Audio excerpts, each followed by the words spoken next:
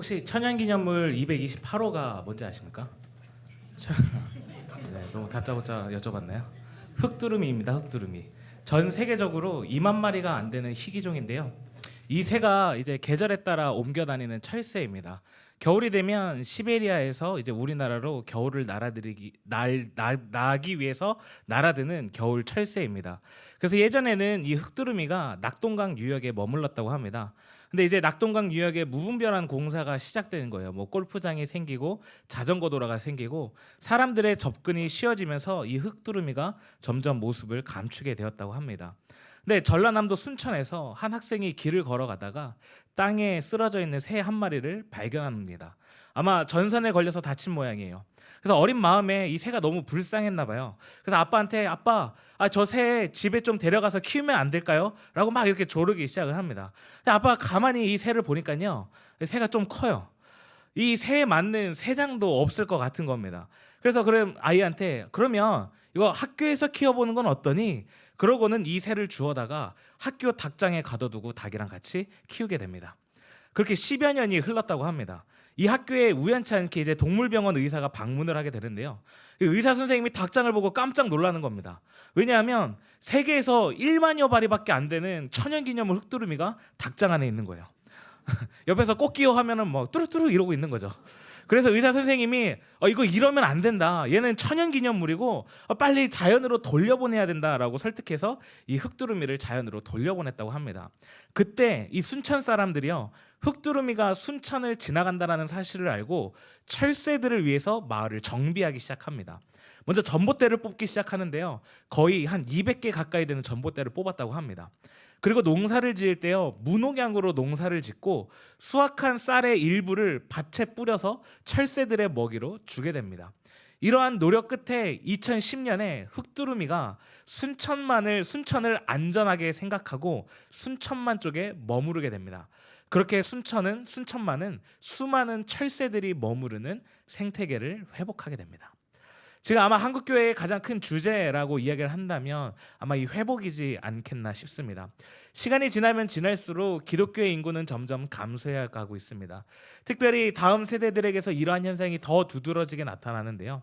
한 통계에 따르면 교회에 나오는 청년의 비율이 어느 정도 되느냐? 9% 정도라고 합니다. 그러니까 전국 각지의 이 대한민국의 모든 청년들 중에 9% 정도만이 교회에 다닌다고 합니다. 100명 중에 9명이 교회 다니는 거죠. 청소년들도 마찬가지입니다. 1000명이 모이면 한 30명 정도밖에 모이지 않는다고 합니다. 옛날과는 참 많이 바뀐 것 같습니다. 가끔씩 이제 어른 목사님들의 설교들을 들을 때면 그런 이야기들 하세요. 옛날에 북만 쳐도 애들이 몰려올 때가 있었다. 그냥 전설처럼 전해져 내려오는 이야기인 줄 알았는데 실제 저희 교회에서도 북 치면서 다녔다면서요. 그래서 어떻게 그때 애들이 좀 몰려왔는지 모르겠습니다. 여러분 한번 생각해 보세요. 제가 그 북 쳐서 애들이 몰려왔다는 이야기에 너무 큰 감동이 돼서 그래 나도 북 한번 쳐보자. 그것은 등에다가 엄청난 큰 북을 메고 저 명수대 아파트 주차장으로 가서 북을 막 친다고 생각을 해보세요. 북 치면서 얘들아 한가람 교회로 와! 라고 이야기한다 외친다면 어떻게 될까요? 잡혀가겠죠. 네. 뭐 교회에서 해결해 주실 거라 믿겠지만 잡혀갈 겁니다. 층간소음으로도 시비가 붙는 마당에 북을 친다는 건 교회를 욕먹이는 행위일 겁니다. 이러한 교회 위기 가운데 수많은 사람들이 다시 교회가 회복되려면 이렇게 해야 된다, 저렇게 해야 된다, 여러 가지 방법론들을 제시하는 것을 우리는 들을 수 있습니다. 그렇다면 어떻게 해야지 교회가 회복할 수 있을까요? 오늘 본문을 통해서 좀 그 방법을 한번 생각해 봤으면 좋겠습니다. 오늘 본문은 베드로를 향한 질문으로 시작합니다. 요한의 아들 시몬아, 네가 이 사람들보다 나를 더 사랑하느냐? 라는 이 질문의 대답이 주님 그러하나이다. 내가 주님을 사랑하는 줄 주님께서 아시나이다 라고 대답을 합니다. 근데 특이한 점이 한 가지 있습니다. 우리가 읽는 한글 성경은 사랑이라는 한 단어로 예수님의 질문과 베드로의 대답을 모두 사용했습니다. 하지만 헬라어 성경을 보게 되면요, 예수님의 사랑과 베드로의 사랑을 구분지어 놓습니다. 성경을 기록한 원어를 보니까 베드로의 사랑과 예수님의 사랑이 단어가 다르다라는 것이죠. 먼저 예수님께서 베드로에게 네가 나를 사랑하느냐라고 물으실 때 예수님은 사랑이라는 이 단어에 아가파스라는 단어를 사용하셨습니다. 그래서 아가파스메라고 물으시죠. 이 메는 나를이라고 생각하시면 됩니다. 그래서 아가파스메, 나를 사랑하느냐라고 물습니다. 이에 베드로가 대답합니다. 필로세. 베드로는 사랑이라는 단어로 필로라는 단어를 사용했습니다. 세는 당신이라고 생각하시면 되겠습니다. 그래서 필로세, 당신을 사랑합니다. 그래서 예수님은 사랑을 이야기하실 때 아가파스, 아가페라는 단어를 사용했고 베드로는 필레오라는 단어를 사용했다라는 것입니다. 한글로는 모두 사랑이라고 번역했지만 성경을 기록한 헬라어는 이 사랑을 구분지어 놨다라는 거죠. 그렇다면 이 아가파스와 필로가 서로 어떻게 다른 사랑인지 구분을 좀 할 필요가 있을 것 같습니다. 고대 철학자들은 이 사랑에 대해서 크게 세 가지로 분류를 합니다. 에로스, 필레오, 아가페. 그 필레오를 스톨게와 필레오로 나누기도 하지만 여기에선 그냥 묶어서 보도록 하겠습니다. 에로스의 사랑은 어떤 걸까요? 아마 여러분들이 생각하고 있는 바로 그것일 것입니다. 굉장히 이제 남녀 간의 이제 사랑 정도로 생각하면 될 텐데요. 이 에로스의 특징이 한 가지 있습니다. 그건 뭐냐 하면 강한 욕망이에요. 그래서 사실 이 에로스는요, 남녀 관계를 넘어서는 더 포괄적인 개념입니다. 플라톤의 향연이라는 책을 보게 되면 플라톤이 소크라테스의 이야기를 하면서 아름다움을 향한 욕망을 에로스라고 이야기를 합니다. 그래서 가장 강한 욕망을 지니고 있는 그 사랑을 에로스라고 이야기를 하죠. 그 다음 필레오입니다. 여기에서는 뭐 스톨게가 추가되기도 하지만 필레오와 가장 비슷한 개념이 뭐냐면 우리나라의 정입니다. 초코파이에 나오는 그 정이요. 친구 간의 우정, 부모 자식 간의 정, 또 부부가 어떻게 항상 뜨겁게 사랑하겠습니까? 고운 정, 미운 정 들면서 사는 거 아니겠습니까? 그리고 이 정을 다시 바꿔 말하면 사랑이 된다라는 거죠. 그래서 필레오의 사랑은 정이라고 이야기할 수 있을 것 같습니다. 하지만 우리나라의 정은 능동적이지는 않습니다. 그래서 사랑이라는 단어를 쓸 때 우리는 사랑해라고 능동적인 표현을 쓰지만 정은 정해 뭐 이런 표현 쓰지는 않잖아요. 하지만 이 헬라어의 단어인 필레오는 능동적인 개념을 포함하는 단어입니다. 그래서 정보다는 사랑에 더 가까운 거죠. 그래서 우리가 친구들에게 또 부모에게 자식들에게 사랑한다고 이야기할 수 있는 그 사랑이 바로 필레오인 것입니다. 마지막으로 아가페 사랑이 있습니다. 이 아가페는 신적인 사랑을 이야기를 합니다. 아무 조건 없이 아무 대가 없이 자신을 죽음까지 내모면서 보여준 예수 그리스도의 그 사랑, 하나님의 그 신적인 사랑을 이야기할 때 아가페를 사용을 합니다. 이 내용들을 오늘 본문에 대입시켜 보면 이런 겁니다. 예수님이 물으시는 거예요. 너 나 아가페 하니? 근데 베드로가 이 질문을 잘 못 알아들었는지 이렇게 대답합니다. 네 주님, 제가 주님을 필레오 합니다. 아가페로 물어보셨는데 필레오로 대답하는 거예요. 그 답변을 들으시고 예수님이 좀 찝찝하셨나 봐요. 주님이 또 물으세요. 너 나 아가페 하니? 이번에도 베드로는 그 말을 잘 이해하지 못했나 봐요. 네 주님, 제가 주님을 필레오 합니다 라고 대답합니다. 결국 예수님도 답답하셨는지 이번엔 다르게 물으세요. 너 나 필레오 하니? 베드로가 대답합니다. 네 주님, 제가 주님을 필레오 합니다. 그래서 많은 분들이 말씀하세요. 처음에는 예수님께서 베드로에게 신적인 사랑을 요구하기 위해서 아가페로 물어보셨지만 베드로가 그 사랑을 할 수 없어서 계속해서 필레오로 대답하는 베드로를 위해 눈높이를 맞추기 위해서 마지막에는 필레오로 물어보셨다. 과연 정말 그럴까요? 왜 예수님은 베드로에게 사랑하냐라는 질문을 하셨을까요? 사실 예수님 입장에서는 이 베드로는요, 진짜 나쁜 놈입니다. 간이고 쓸개고 다 빼어놓을 것처럼 하고 마치 목숨까지도 내줄 것처럼 하면서 예수님을 따랐습니다. 여기까지만 했으면 참 좋았을 뻔했을 겁니다. 베드로는 더 나아가서 어떤 짓까지 하느냐? 마태복음 26장 33절을 보게 되면 이렇게 기록합니다. 같이 한번 읽어보겠습니다. 시작. 베드로가 대답하여 이르되, 베드로가 뭐라고 이야기를 하느냐? 다른 제자들은 다 그렇게 한다 할지라도 주님, 저는 절대 안 그렇습니다. 자기만은 예수님을 끝까지 따르겠다라고 이야기했던 사람이 베드로입니다. 다른 사람보다 자기가 더 뛰어나고 절대적인 충성을 맹세했던 사람이 누구냐? 베드로입니다. 그랬던 베드로가 예수님을 배반하죠. 만약 제가 예수님이었다면 베드로 앞에서 당장 내 눈앞에서 사라지라고 이야기했을 것 같아요. 당연한 거죠. 여러분, 친일파가 왜 욕을 먹습니까? 나라를 배신했기 때문입니다. 그 결과가 뭐예요? 대대손손 욕먹는 겁니다. 친일파 본인뿐만이 아니라 그 가문 자체가 계속해서 욕을 먹는 거죠. 베드로는요, 사실 주님 앞에서 다시 사랑한다라고 말할 자격이 없는 사람입니다. 아니, 예수님 앞에 얼굴을 들이밀 자격조차 없는 사람이에요. 오히려 지금 예수님이 베드로 앞에 나타나셔서 베드로한테 한마디 하셨어야 했어요. 야, 네가 어떻게 나한테 그럴 수 있어? 야, 네가 그러고도 제자야? 네가 그러고도 사람이야? 라고 정죄하고 혼낼 수 있었을 거란 말이죠. 그러니까 사실 베드로의 입장에서는 예수님을 만난다라는 게 너무 부담스러운 거예요. 내가 죽기까지 따르겠다라고 얘기했던 사람을 배신했으니까 말이죠. 그런데 그분이 다시 나타나셨어요. 심지어 예수님을 다시 만난 장소가 어디였는지 아십니까? 숯불입니다. 9절에 있는 말씀인데요. 우리 21장 9절에 있는 말씀 같이 한번 읽어보겠습니다. 시작. 육지에 올라보니 숯불이 있는데 그 위에 생선이 놓였고 떡도 있더라. 이 불이 어떤 장소냐? 이 숯불이 어떤 장소냐? 베드로가 예수님을 배반했던 장소입니다. 18장 25절인데요. 우리 한번 같이 읽어보겠습니다. 시작. 시몬 베드로가 서서 불을 쬐더니 사람들이 묻되 너도 그 제자 중 하나가 아니냐? 베드로가 부인하여 이르되 나는 아니라 하니. 지금 베드로가 자기 앞에 놓여져 있는 이 숯불을 보면서 예수님을 배신했던 그때가 아마 떠올랐을 것입니다. 자신이 배신했던 그 불 앞에 예수님이 서 계신 것입니다. 너무나도 비참한 순간이잖아요. 속으로 얼마나 많은 생각을 했겠습니까? 왜 다시 나타나셨을까? 나한테 도대체 무슨 말을 하시려고 하는 거지? 혼내실 것 같은데 내가 잘못했다고 해야 되나? 그냥 못 본 척할까? 심지어 그날따라 낚시를 하는데 낚시도 제대로 되지 않아서 한 마리도 못 잡은 거예요. 예수님 배신하고 갔으면 잘 살기라도 해야 할 거 아니에요. 아무것도 뭐 제대로 되는 게 하나도 없는 거예요. 허탈하고 민망하고 죄송하고 너무나도 비참한 그 순간에 예수님의 질문이 뭐였느냐? 너 나 사랑하냐? 여기서 질문 하나 드리겠습니다. 제가 아까 사랑에는 세 가지의 종류가 있다고 했습니다.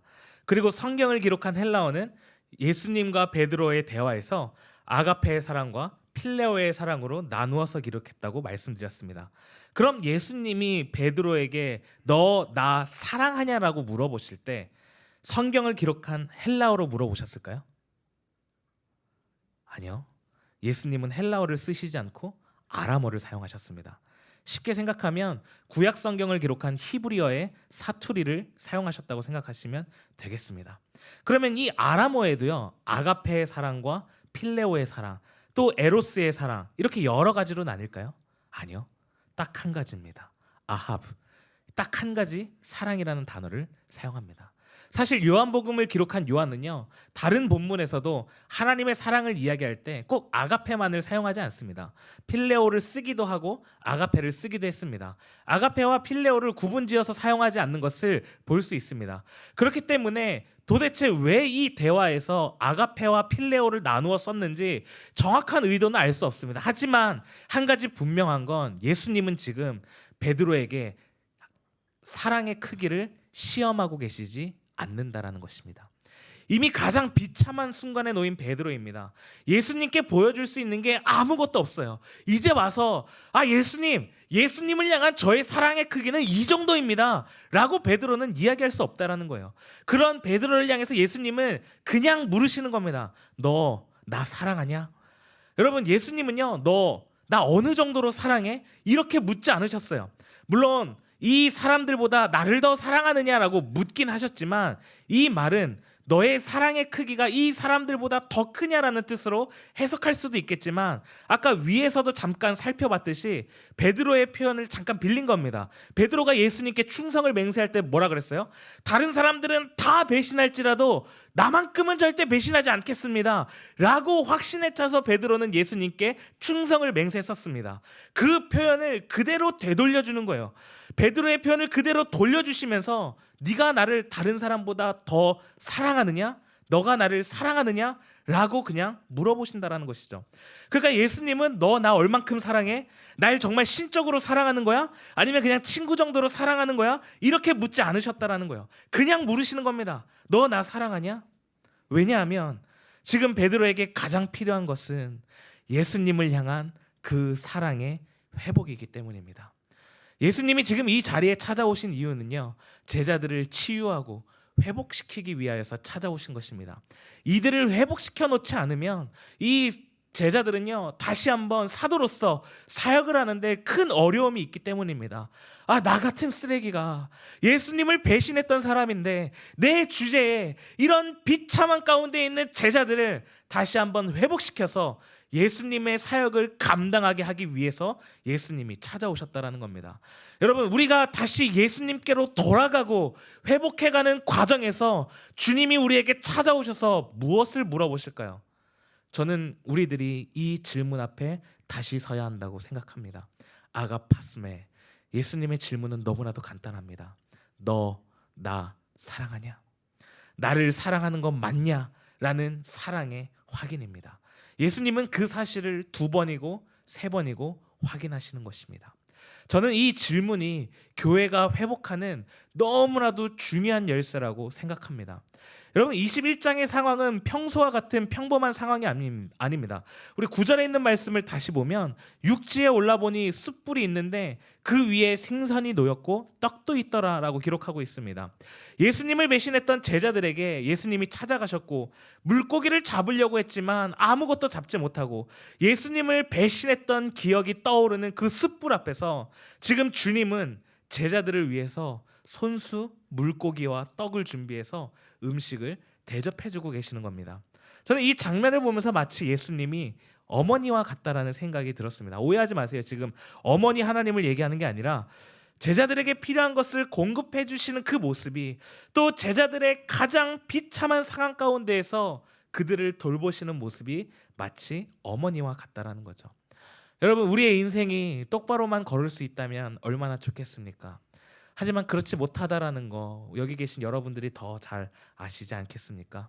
좀 하나님 앞에서 하나님, 저 이번 한 주 정말 그리스도인으로서 최선을 다해서 멋지게 살아냈습니다 라고 고백하고 싶은데 언제나 넘어지는 우리의 모습을 보면서 하나님, 우리의 죄를 용서해 주옵소서라고 고백할 수밖에 없는 게 우리의 모습 아니겠습니까?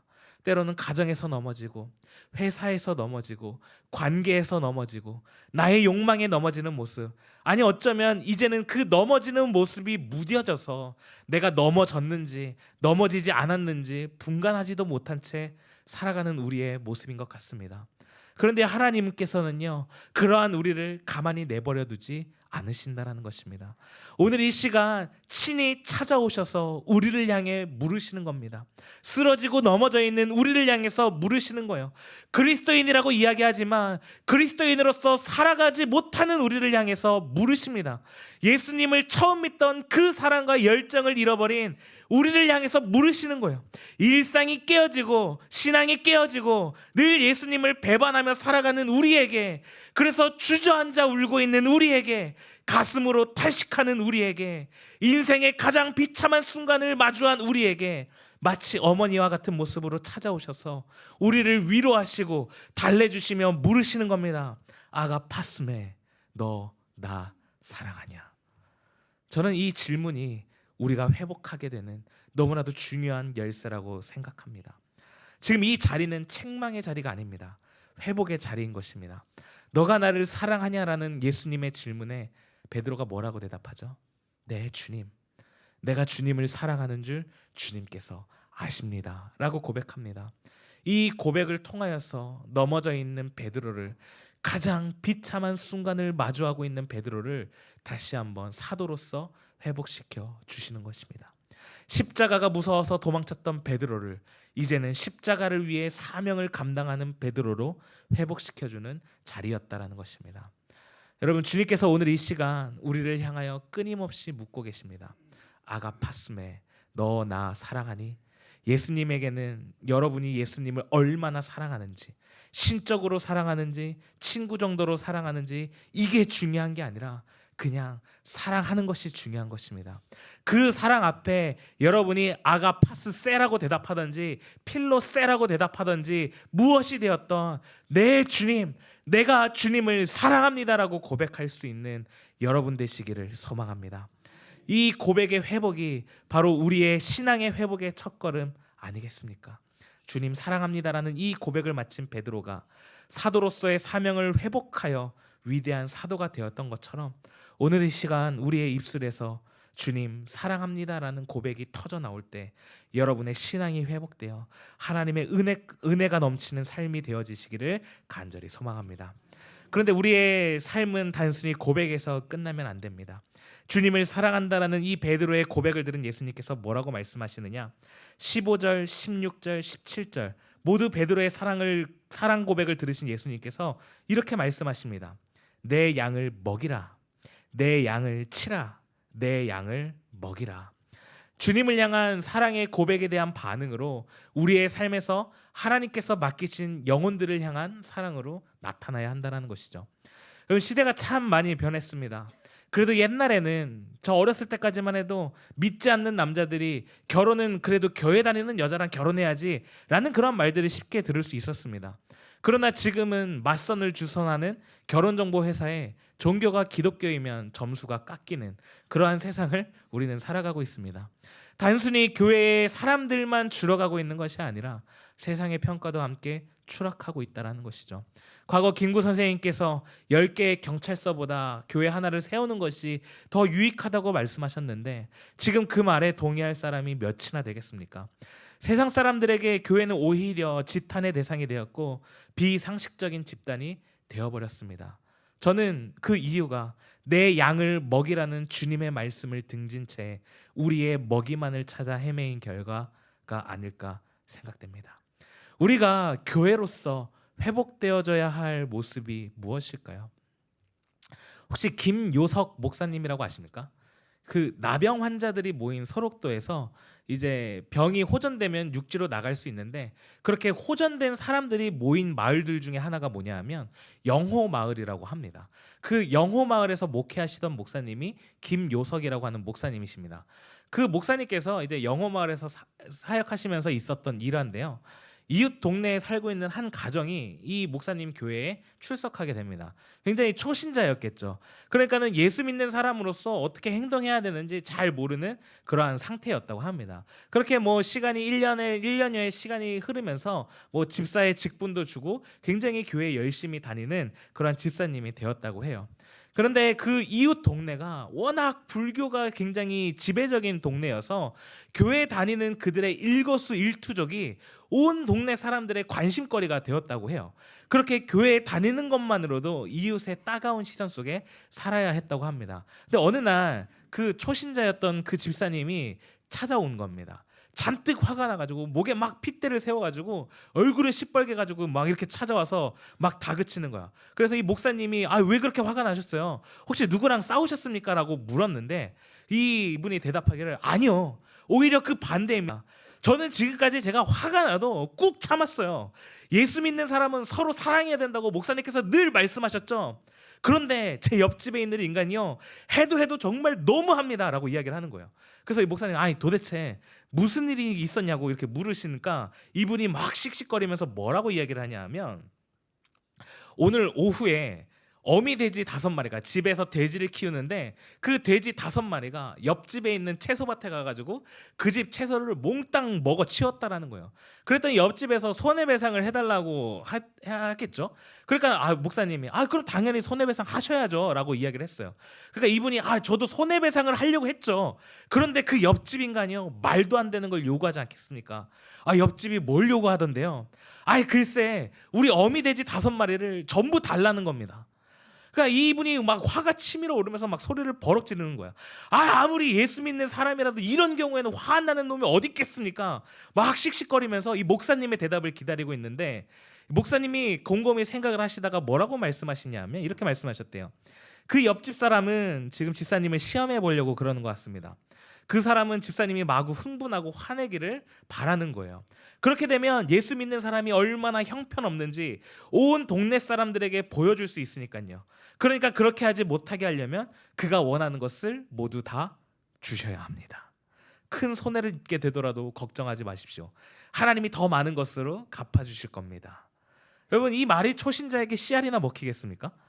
옆집에 가서 돼지가 채소밭을 망쳐놨다고 그 돼지 5마리를 다 달라는 게 말이 안 된다는 거예요. 심지어 그때 당시에 그 돼지들이요 새끼를 베고 있었다고 합니다. 그러니까 그 돼지를 어떻게 주겠냐고요, 이 초신자가. 그런데요, 이분이 뭐라고 이야기를 하냐니까, 좋습니다. 어쨌든 저는 예수 믿는 사람이니까 아까는 정말 화가 났지만 다 접어두고 하나님께 순종하겠습니다. 목사님께서 말씀하신 대로 하겠습니다 라고 말하고 돌아갔다는 거예요. 그래서 정말 불평 한마디 없이 돼지 5마리를 줬다라는 거예요. 그러니까 동네 사람들이 다 깜짝 놀라는 거죠. 아이, 양씨라고 불리는 사람이었는데요, 아, 양씨 미친 거 아니야? 아니, 많은 사람들이 양씨를 비웃었는데요, 그 중에는 양씨 태도를 보고 이제 사뭇 진지해지는 사람들도 있었다고 해요. 아, 예수 믿는 사람은 저렇게 하는구나. 그런데요, 여름에 또 한 번 일이 벌어지는 거예요. 어떤 일이 있었느냐? 어느 가을밤, 이제 가을로 접어드는 그 무렵에 양씨가 방문을 막 두드리면서, 아, 목사님, 아, 밤늦게 죄송합니다. 꼭 드릴 말씀이 있어요.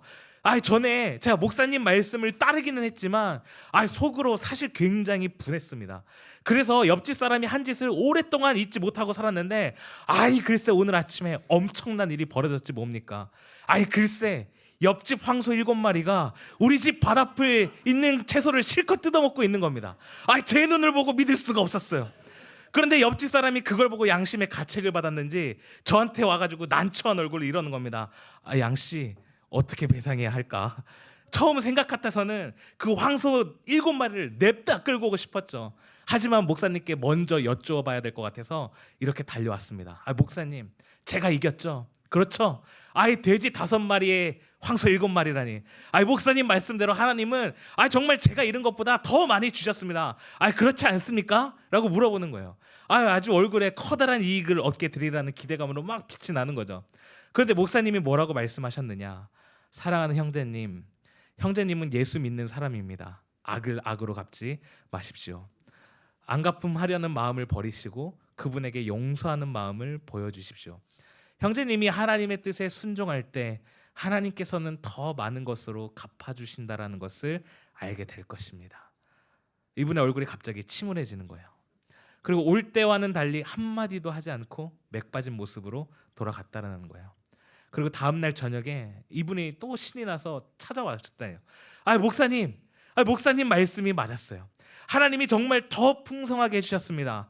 어제 목사님이 말씀하신 대로 정말 힘들었지만 아무런 배상도 받지 않았습니다. 그런데 오늘 오후에 그 사람이 돼지 90마리를 이끌고 우리 집에 왔지 뭡니까? 그러면서 하는 말에, 이 돼지 전부 자네 걸세. 내가 자네 때문에 지난밤에 한숨도 못 잤어. 지난번 일로 틀림없이 화가 잔뜩 났을 텐데 내 황소를 달라고 하지 않느냐? 왜 이 말이야? 내가 그걸 생각하느라고 머리가 다 빠개지는 것 같아. 자, 자네 돼지가 낳은 새끼 18마리씩 합해서 90마리 전부 데려왔으니 다 가져가게. 그리고 이제부터 이웃끼리 잘 지내보세. 이분이요, 이 예기치 않은 이 이야기를 듣고 흥분해가지고 목사님한테 막 이야기를 한 거죠. 생각해보세요. 벼랑간에 이렇게 많은 돼지를 돌려받은 것도 굉장한 거지만 지금까지 그 90마리의 돼지를 전부 먹인 것만 생각하면 정말 하나님이 제가 손해본 것보다 훨씬 더 많이 주셨지 뭡니까? 이제 저는 확실히 하나님을 믿습니다. 근데 목사님, 이것보다 더 좋은 일이 뭔지 아십니까? 양 씨의 표정이 진지해지면서 이렇게 말했다고 해요. 마을 전체가 우리를 예수 믿는 사람으로 인정하게 된 겁니다. 이거야말로 하나님께 받은 최고의 선물 아니겠습니까? 여러분, 이것이 바로 우리가 회복되어져야 할 교회의 모습 아닐까요? 사랑에 굶주려 있고 관심에 굶주려 있고 영혼에 굶주려 있는 하나님의 잃어버린 영혼들에게 우리가 주님을 사랑한다면, 우리가 주님께로 그 사랑을 받았다면 그 사랑을 흘려보내는 것, 우리가 주님께 받은 그 사랑, 실패와 좌절 속에서도 잊지 않으시고 버리지 않으시고 찾아오셔서 사랑의 자리로, 회복의 자리로 이끌어주신 주님의 그 사랑을 우리가 받은 자라면 주의 몸된 교회로서 내 눈앞에 이익이 아니라 머리 대신 주를 위해 내 양들을 먹이라는 주의 말씀을 따라 그 사랑을 흘려보내야 한다라는 것입니다. 그럼 말씀을 맺겠습니다. 순천만이 우리에게 주는 교훈이 있습니다. 그것은 무엇이냐 하면 생태계가 회복되면 흙두루미는 돌아온다입니다. 여러분, 교회의 생태계는 무엇일까요? 바로 주님의 이 질문 앞에 서는 거 아니겠습니까? 너 나 사랑하냐? 여러분, 어떠한 상황에 있든지 이 질문 앞에서 네 주님, 제가 주님을 사랑합니다.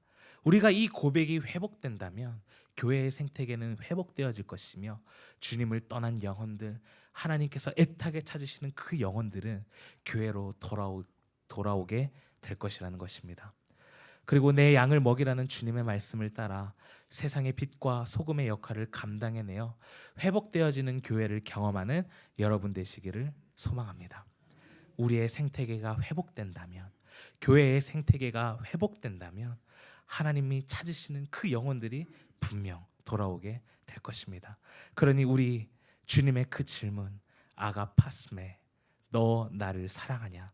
이것을 잊지 말고 언제나 어디서나 어떠한 순간이나 넘어진다 할지라도 또 다시 한번 이 질문 앞에 서서 네 주님, 제가 주님을 사랑합니다 라고 고백하는 여러분 되시기를 간절히 소망합니다. 기도하겠습니다.